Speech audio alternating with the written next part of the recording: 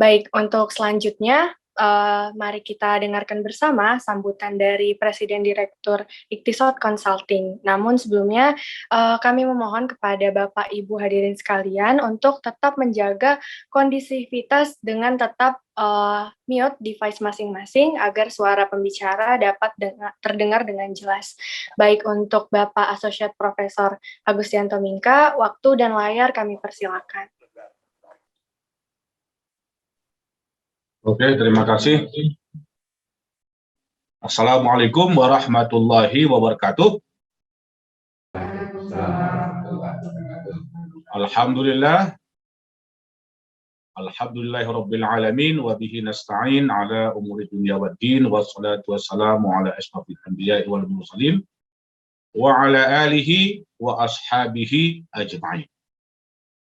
Pertama sekali mari kita bersyukur kepada Allah Subhanahu wa taala yang senantiasa memberikan rahmat dan karunia-Nya kepada kita, inayah, nikmat kesehatan dan kesempatan, sehingga kita bisa menjalankan aktivitas keseharian kita, walaupun masih dalam suasana PPKM, tapi insya Allah kegiatan kita bisa terus berjalan dengan memelihara protokol kesehatan dan berlindung kepada Allah Subhanahu wa taala.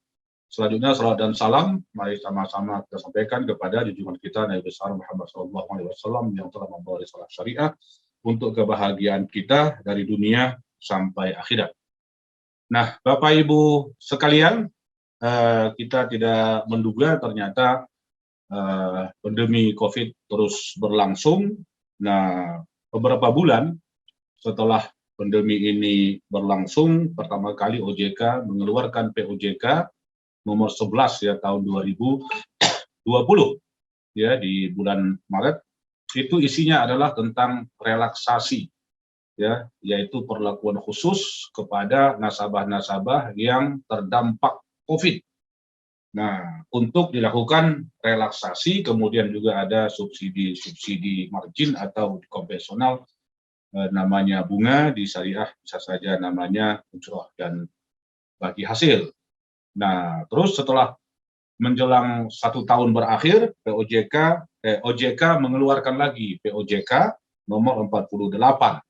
Ini melanjutkan relaksasi dengan melakukan restrukturisasi, kemudian lebih menekankan kepada manajemen risiko ya, dan antisipasi moral hazard. Nah, dalam minggu ini saya 2 kali membaca berita harian bahwa OJK juga sedang mengkaji ulang tentang dampak COVID ya terhadap nasabah perbankan, dan yang semula masa relaksasi dibatasi sampai 31 Maret tahun 2022. Nah, jadi mungkin saja nanti ini dilanjutkan. Nah, kita tunggu ya hasil kajian OJK. Nah, dari data-data yang banyak kita temukan ya, terutama di konferensi pers ya dari OJK. Nah, ini dan data-data yang dipublis ya, itu hampir 1.000 triliun yang mengalami restrukturisasi. Berarti sudah mencapai angkanya 18% dari seluruh pembiayaan itu direstrukturisasi, termasuk di dalamnya adalah perbankan syariah.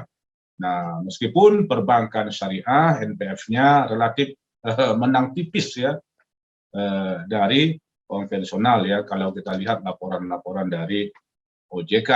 Nah, tapi kalau dari segi pertumbuhan ya di likur tahun pertama konvensional minus 2%, sementara bank syariah tumbuh 9% ya. Nah, jadi tapi kalau dana pihak ketiga ya, tadi kredit maksudnya ya, pembiayaan dana pihak ketiga kita hampir berimbang, menang tipis lah syariah yang waktu itu 13% ya kalau saya tidak salah ingat ya. Nah, tapi angkanya di atas 10 ya, sekitar 13% ya tumbuh. Jadi tetap tumbuh, dan pembiayaan juga atau di konvensional namanya kredit juga mengalami pertumbuhan. Nah, jadi salah satu yang menjadi isu yang terus-menerus kita gelar, dan ini kalau untuk topik restrukturisasi, ya yang begitu OJK mengeluarkan apa namanya itu ya semacam buklet dan regulasi ya. Nah, jadi kita menggelar sampai sekarang gelaran kita pelaksanaan kajian dengan topik restrukturisasi ini sudah 25 kali ya semasa ini ya, karena di masa awal-awal itu kita sebulan bisa 2-3 kali menggelar tentang restrukturisasi karena permintaan dari begitu banyak bank ya, dan bukan saja bank tapi juga lembaga-lembaga lainnya termasuk multi finance, BMT, koperasi-koperasi syariah. Nah, sehingga isu dan kasus-kasus yang terjadi ini semakin luas ya, yang biasanya ini memang tidak bisa kita bahas, presentasinya saja ya tidak cukuplah 2 jam atau 2,5 jam ya untuk membedah kasus-kasus, apalagi nanti dari Bapak Ibu, terutama yang kita harapkan ya, dan kita sangat senang setiap ada pertanyaan-pertanyaan, nah itu kita jadikan sebagai bank kasus, nah dan kita berikan solusinya. Nah, jadi di sini sebenarnya walaupun dia 15 poin yang akan kita bahas, tetapi di sini kan poin-poin ini memiliki derivasi dan anak cucu. Nah, kira-kira seperti itu. Nah, jadi misalnya begini, bagaimana ini nomor 2, realisasi pembiayaan murabahah, musyarakah, mutanabisah, istisna, IMBT, ijaro atau ijaro beli jasa dan gadai dan segala macam hybrid kontrak. Nah, itu tentu membutuhkan matrik ya, tabel-tabel yang kita gunakan sebagai acuan dalam melakukan restrukturisasi.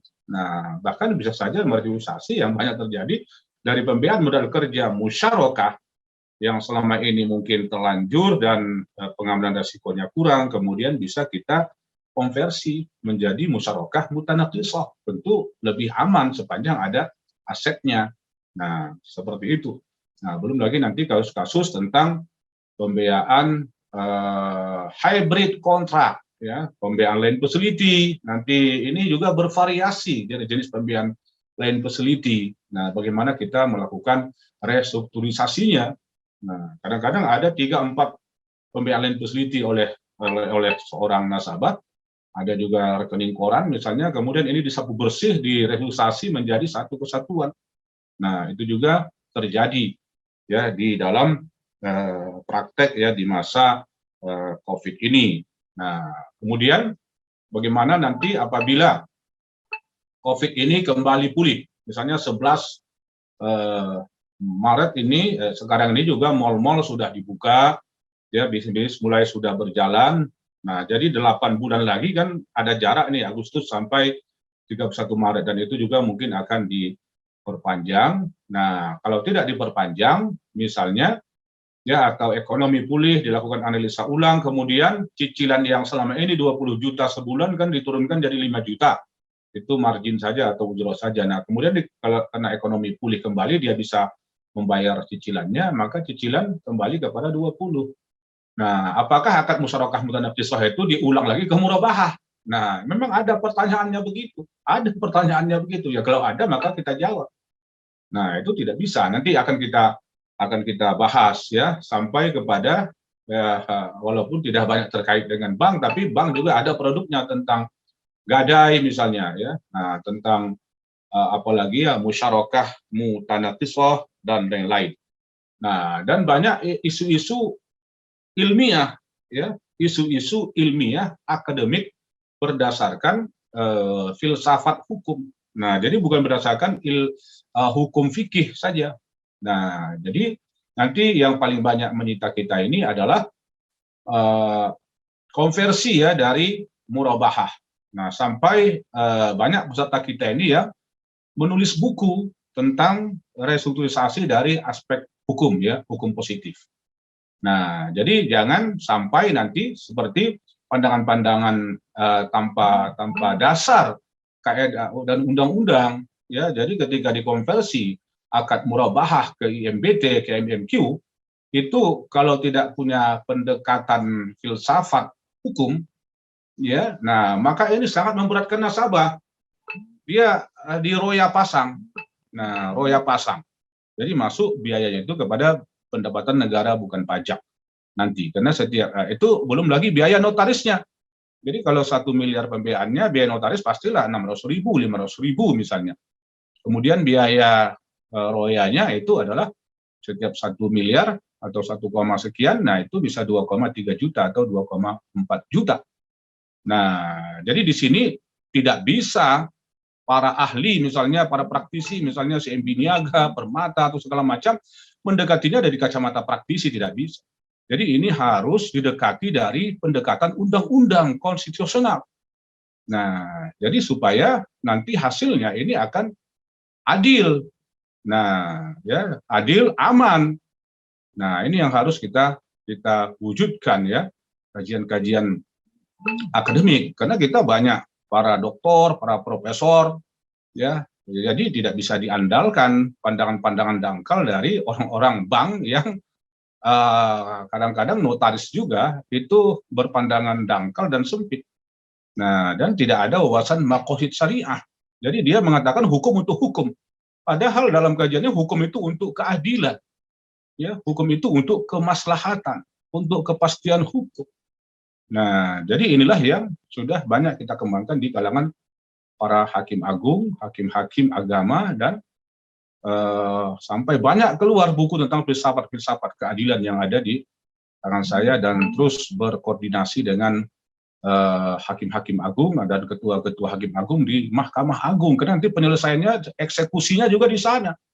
Karena keraguan daripada bank ini bagaimana nanti eksekusinya, apakah kompatibel ini agunannya kepada perjanjian pokoknya. Nah, dan bagaimana caranya, strateginya supaya ini bisa adil. Nah, karena di konvensional itu tidak ada isu itu, tidak ada isu-isu yang seperti itu. Kok di syariah, karena pikiran kita picik, sempit ya. Nah, hanya pendekatan fikih ansikh, nah ini akibatnya fatal ya, yaitu memberatkan nasabah yang sudah jatuh. Dia kita negosiasi, masa kita bebankan lagi biaya royal pasang, dan itu banyak terjadi. Nah, kenapa ya? Alhamdulillah lah, syukur ya. Banyak sekarang mulai terjadi perubahan, dan hampir semua bank rame-rame ya ikut di dalam webinar kita.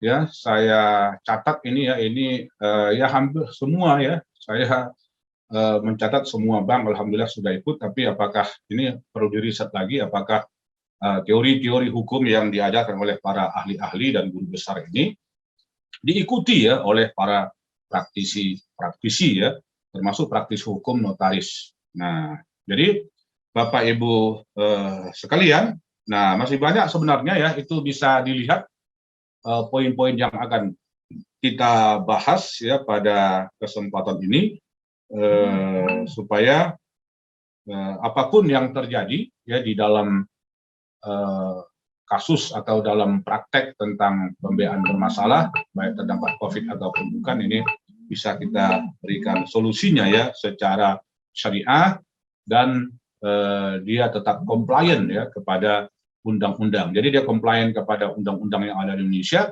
dan juga compliant kepada syariah, dan aman daripada resiko ya, resiko bisnis, resiko kredit, dan resiko-resiko lainnya.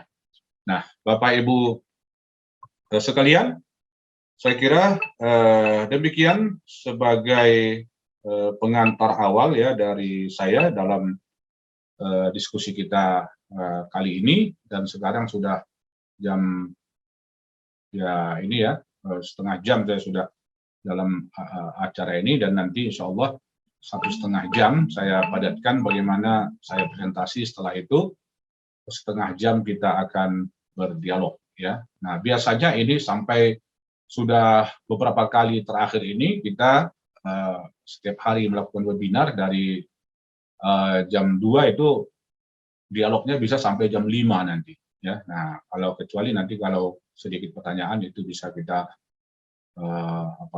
akhiri pada jam 16.30. Nah, saya kira demikian saja ya Bapak Ibu sekalian.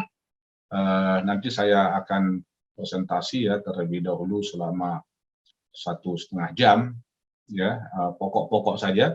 Nah, isu-isu dan kasus-kasus nanti ada yang memang tak sempat kita bahas ya, karena kalau dibahas itu sampai jam 4 nanti biasanya ceramah saya, dan sehingga itu kesorean. Nah, demikian saja Bapak Ibu sekalian, untuk mendapatkan berkahnya mari sama-sama kita membuka acara ini dengan ucapan basmalah. Bismillahirrahmanirrahim. Demikian sambutan dan pembukaan ini. Semoga acara ini berjalan lancar dan mendapat ridho dari Allah Subhanahu wa taala. Wabillahi taufiq wa hidayah wallahu muwaffiq ila aqwamit thoriq. Wassalamualaikum warahmatullahi wabarakatuh.